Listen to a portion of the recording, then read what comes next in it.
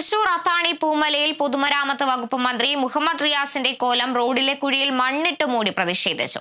പ്രധാന ടൂറിസം കേന്ദ്രമായ പൂമല ഡാമിലേക്കുള്ള പാതയിലാണ് നാട്ടുകാരുടെ വേറിട്ട സമരരീതി. മഴ പെയ്താൽ ഈ റോഡിലെ കുഴികളിൽ വെള്ളം നിറഞ്ഞ ഇരുചക്ര വാഹനങ്ങൾ ഉൾപ്പെടെ അപകടത്തിൽപ്പെടുന്നത് നിത്യസംഭവമാണെന്ന് നാട്ടുകാർ പറഞ്ഞു. അധികൃതർക്ക് നിരവധി തവണ പരാതി നൽകിയിട്ടും നടപടിയെടുത്തില്ലെന്നും നാട്ടുകാർ ആരോപിച്ചു. പ്രതിഷേധ സമരം DCC സെക്രട്ടറി ജിജോ കുര്യൻ ഉദ്ഘാടനം ചെയ്തു. 170 കുഴികളുണ്ട് ഈ വഴിയിൽ. ഇപ്പൊ കുളമായിക്കൊണ്ടിരിക്കുന്നു, പല കുഴികളും കുളമായിക്കൊണ്ടിരിക്കുന്നു. എങ്ങനെ മുന്നോട്ട് പോകും? ഞങ്ങൾ സമരം ചെയ്യുമ്പോൾ സമരത്തിനെതിരെ പോസ്റ്റുകൾ വരുന്നുണ്ട്. നല്ല കാര്യമാണ്, പ്രതികരണം ഉണ്ടാവണം, നിഷേധിക്കുന്നില്ല. പക്ഷെ ജനങ്ങളെ ഇങ്ങനെ പറ്റിക്കാൻ തുടങ്ങി. എത്ര കാലം പറ്റിച്ച് മുന്നോട്ട് പോകുവാൻ സാധിക്കും?